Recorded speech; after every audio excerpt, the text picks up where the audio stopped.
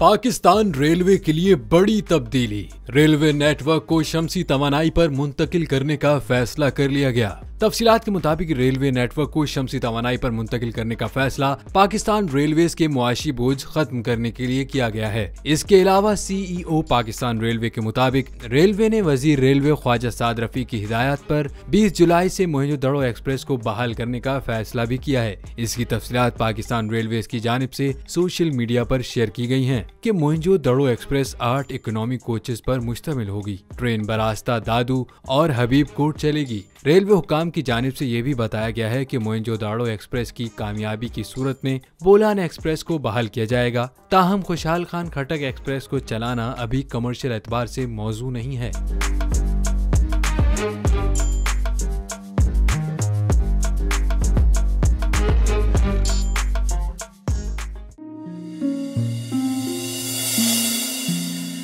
अपना घर यूं मईशत का पहिया भी घूमेगा, मजदूर भी सर उठा के जिएगा।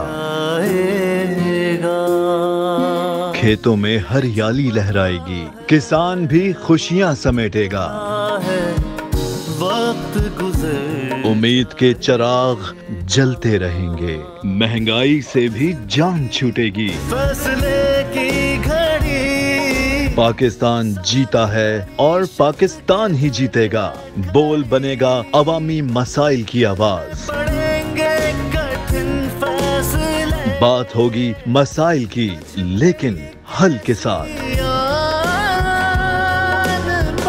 देखिए खुसूसी नशरियात मिशन मईशत बुध के रोज 1 बजे सिर्फ बोल न्यूज पर।